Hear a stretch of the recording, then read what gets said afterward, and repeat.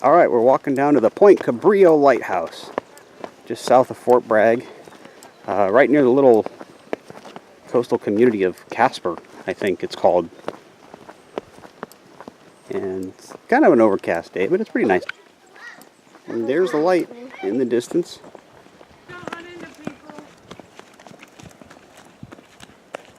Very cool. Third order Fesnel lens.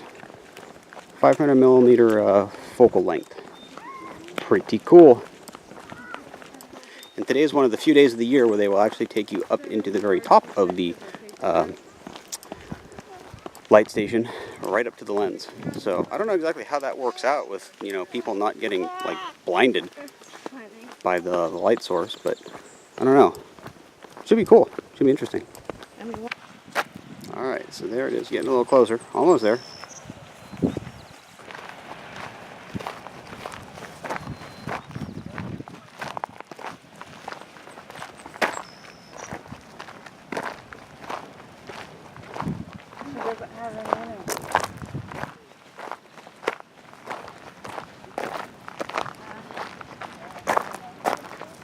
Whole foundation for something.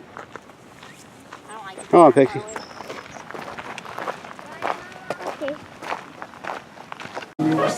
Up, up, and away. Next level awaits. I don't like it because you can see.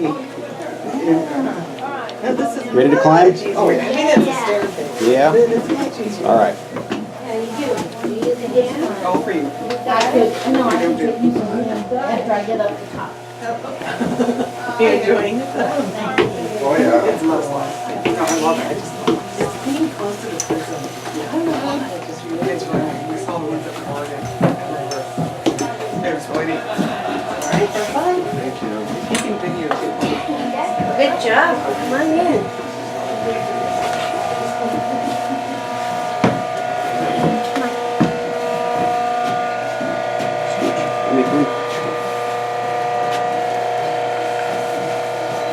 Well, it's still 1909.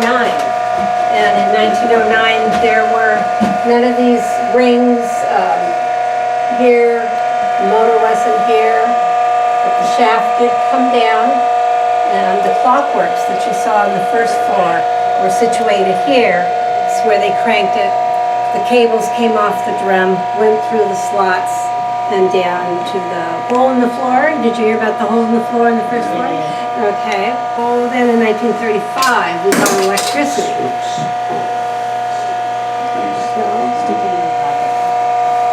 In 1935, at that time, the light was still powered by kerosene. So getting electricity here was a big deal. There was just a single light that dropped down from the lens room into, there was nothing very high tech then.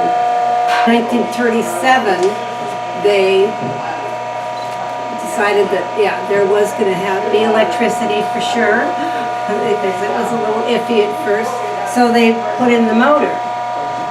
And then in the 1940s, they installed the lamp changer.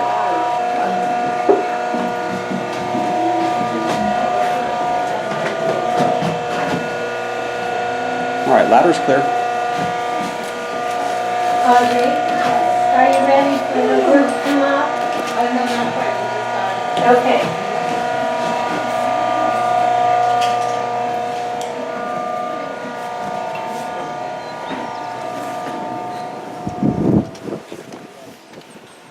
We're at the top. Oh, okay. Made it. Could I ask you to move a little bit down? Or, thank you. Hi. Daddy, look behind you. All right. So if you have a camera? Yeah, sure. Thanks. The best, if you want the lens, is... Oh, right here.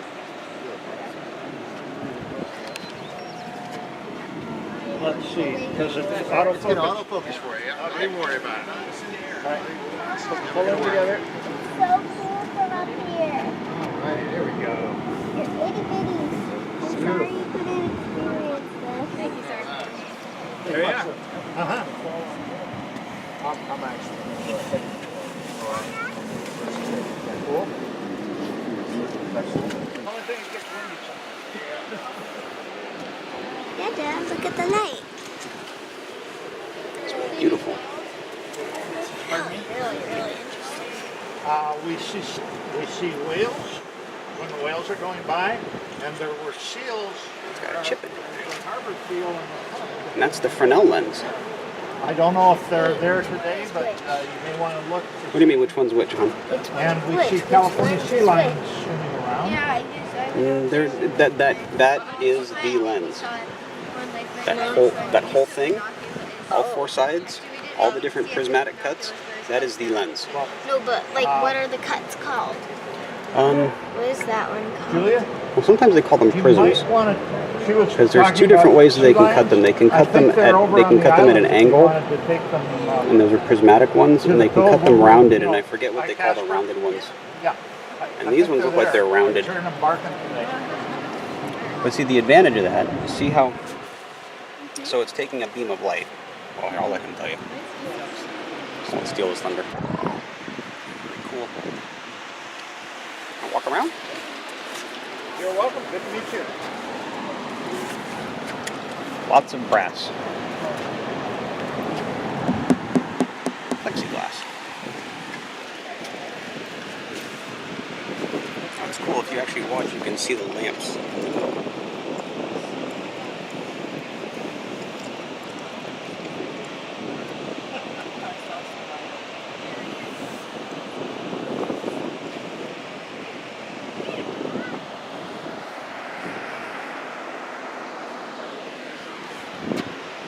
Foghorns, which thankfully are off today.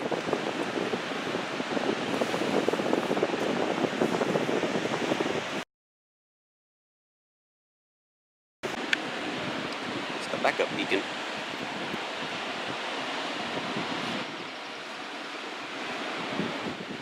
Pretty good size. Interesting.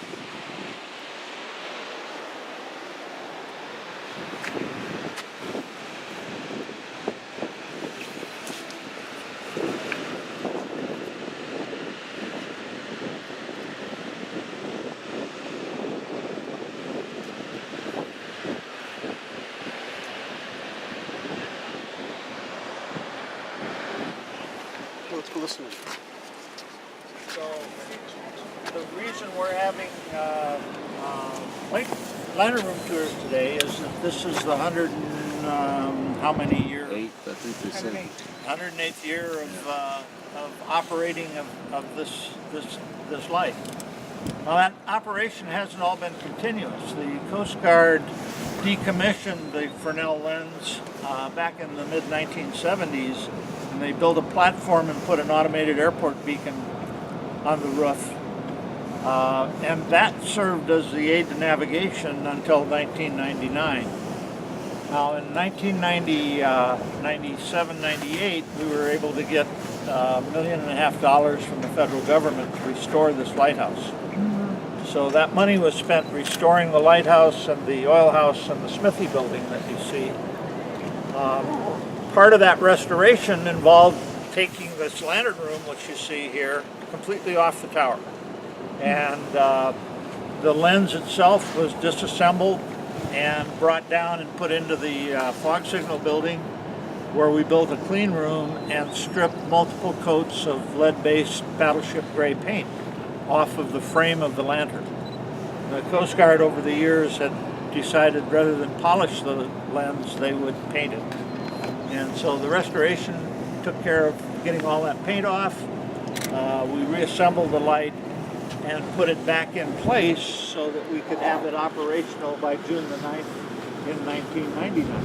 So 99 years later, after restoring the lens in the lantern room, we were able to convince the Coast Guard to put the lens back in service as a federal aid to navigation. And it is still operating today, one of the few lighthouses in the United States that is still operating and serving its original purpose with its original lens in place. So you're looking at a very unique artifact of our history. That non-law enforcement stuff. The Coast Guard would put it back in service. So we formed that flotilla. I'm a member of it, and we have the authority granted by the Coast Guard to maintain and operate this light. So, give you a little bit of information about the lantern itself. This is a third order lens. Lighthouse lenses come in different sizes. And the sizes range from a first order, which are the largest lenses, down to a 12th order lens, which is a lens that's about this high. This lens was designed to support shipping that is going north and south along the coastline. So there are basically three primary purposes for Fesnel lenses in lighthouses. One is to provide safety for ships that are in commerce going north and south. The other is to provide a beacon for ships that are crossing the ocean and approaching landfall. So landfall lights typically are built on a higher platform. They're generally 100 feet or more above sea level, so that they have a further reach. The horizon is a little further out. This light will reach to the horizon, the beam from it will reach to the horizon, which is about 15 miles out at the height that this lantern is. The focal point of this lens is actually about 85 feet above sea level. The bluff itself is around 50 feet, and then we've got a 35 foot to the center of the bullseye from the ground.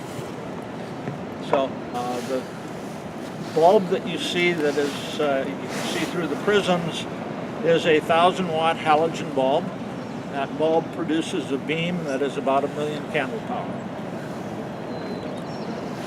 The light, as you can see, is rotating.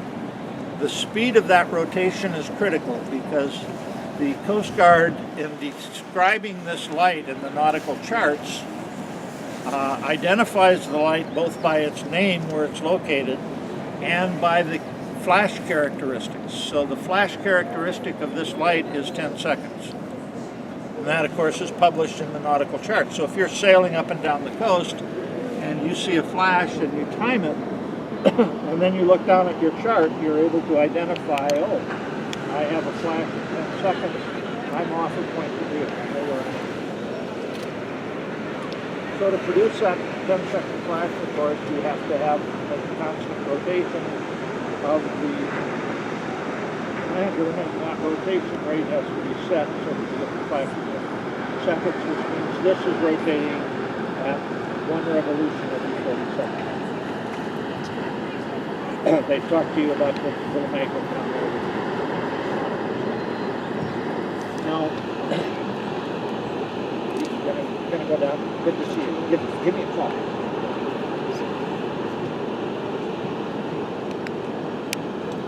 So, part of the maintenance job that we have is to keep this lens polished, keep the interior of the lantern room glass clean, and the exterior of the lantern room glass clean.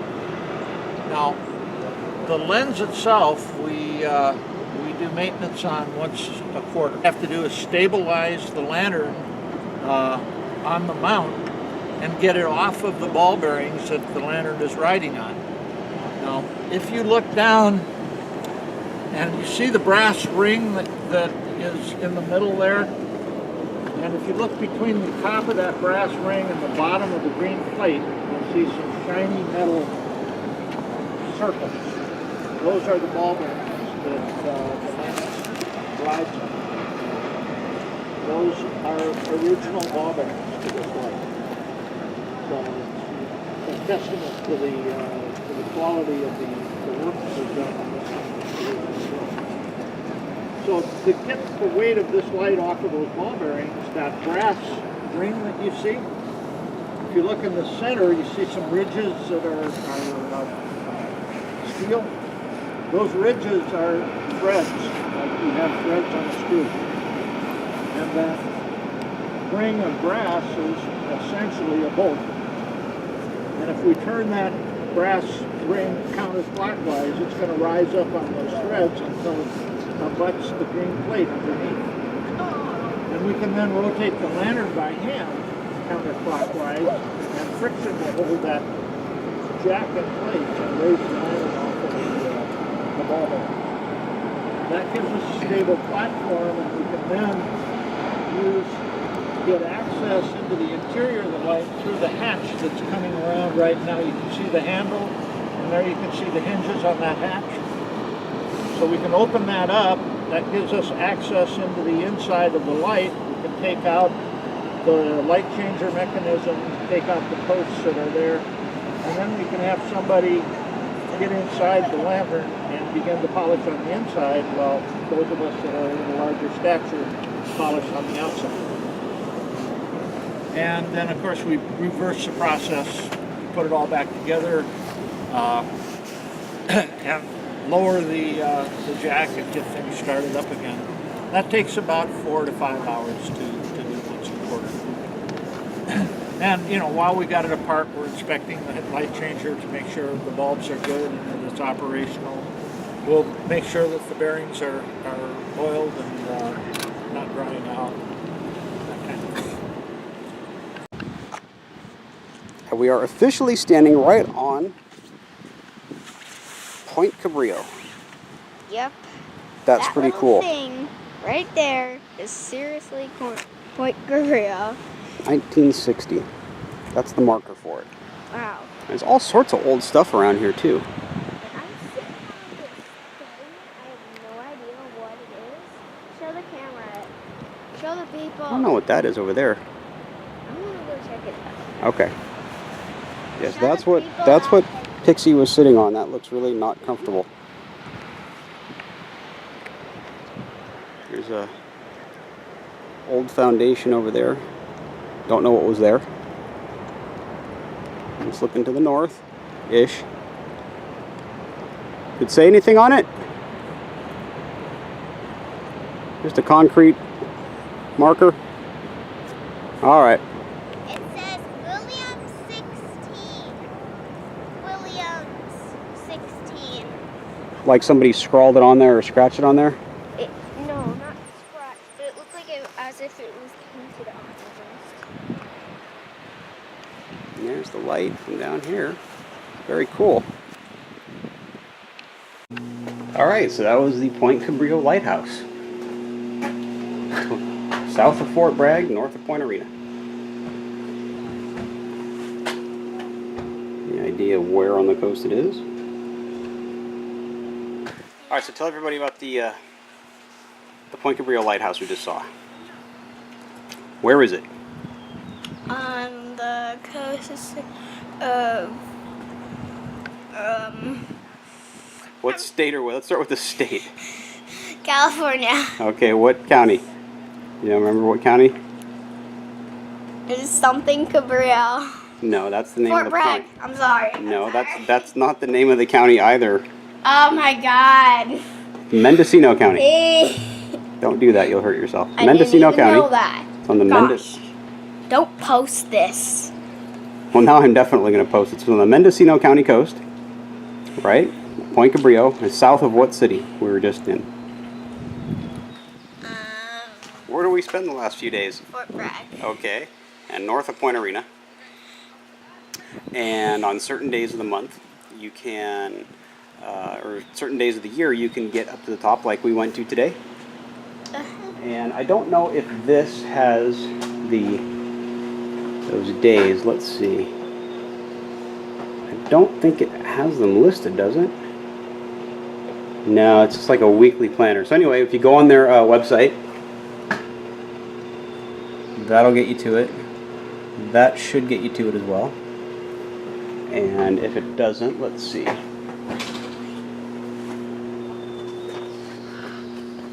see if they have the website listed over here.